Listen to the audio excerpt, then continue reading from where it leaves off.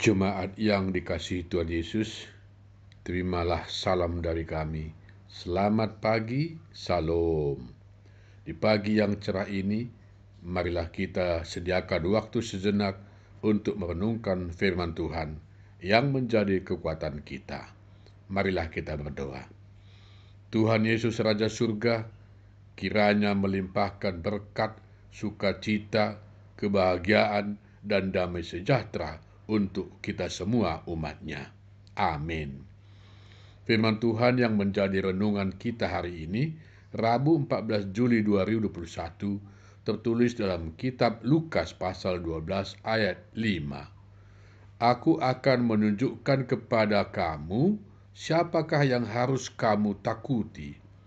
Takutilah dia yang setelah membunuh mempunyai kuasa untuk melemparkan orang ke dalam neraka. Sesungguhnya aku berkata kepadamu, takutilah dia. Demikianlah firman Tuhan. Ada ajaran agama yang mengatakan bahwa jika seseorang berbuat dosa, lalu orang itu masuk ke dalam neraka. Tapi sebesar apapun dosanya, nanti setelah selesai masa hukumannya di neraka, akhirnya ia akan masuk ke surga. Karena di neraka nanti, orang yang berdosa itu dihukum sesuai dengan berapa besar dosa yang diperbuat. Kalau dosanya sangat besar, maka ia akan lama berada di neraka. Tetapi kalau dosanya ringan-ringan saja, maka orang itu akan cepat keluar dari neraka dan selanjutnya akan masuk ke surga selamanya. Dengan ajaran ini, berarti kelak semua manusia akan masuk ke surga. Tidak ada satu orang pun manusia yang tinggal di neraka selama-lamanya.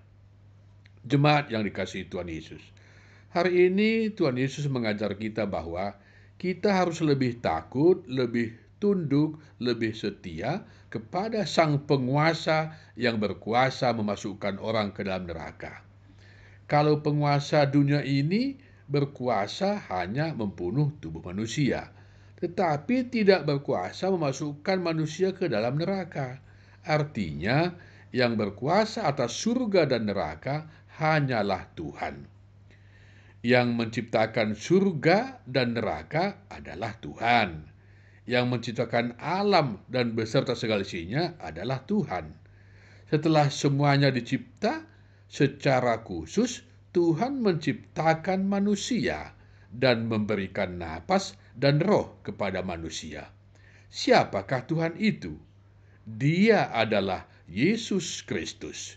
Yesus adalah Tuhan yang datang ke dunia menjelma menjadi manusia. Yesus turun dari surga untuk melepaskan manusia dari kuasa dosa, maut, dan iblis.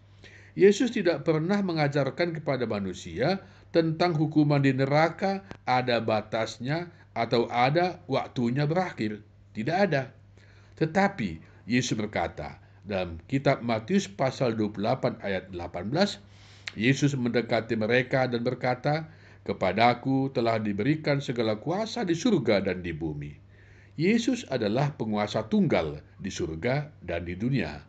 Lalu Yesus berkata dalam kitab Markus pasal 16 ayat 16, "Siapa yang percaya dan dibaptis akan diselamatkan, tetapi siapa yang tidak percaya akan dihukum." Yang jelas, yang tidak percaya kepada Tuhan Yesus dan tidak dibaptis akan dihukum. Sebab Yesus itu adalah Tuhan.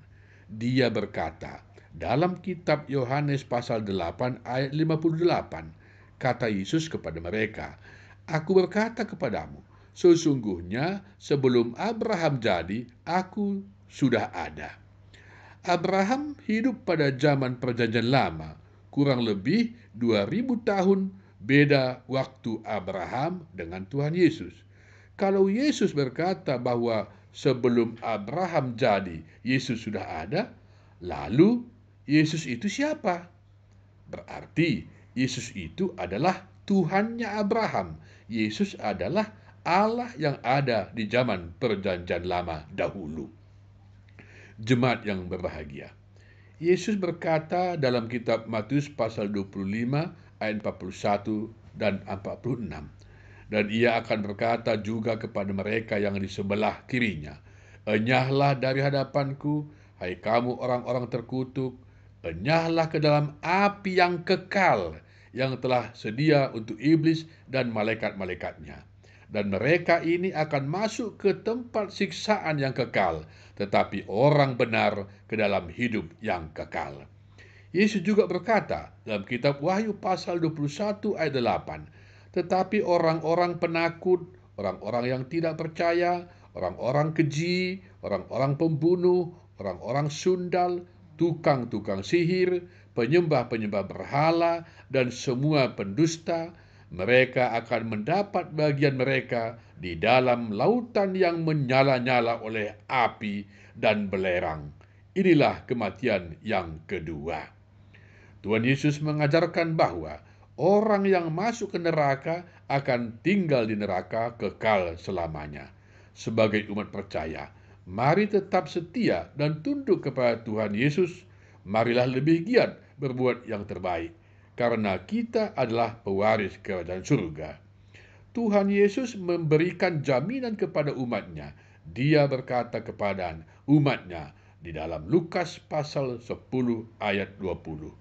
"Namun demikian, janganlah bersukacita karena roh-roh itu takluk kepadamu, tetapi bersukacitalah karena namamu ada terdaftar di surga. Karena itu, apapun masalah yang kau hadapi, apalagi saat ini dunia sedang dilanda bencana sakit COVID-19, bagi jemaat yang sedang mengalami sakit karena COVID ini, jangan takut.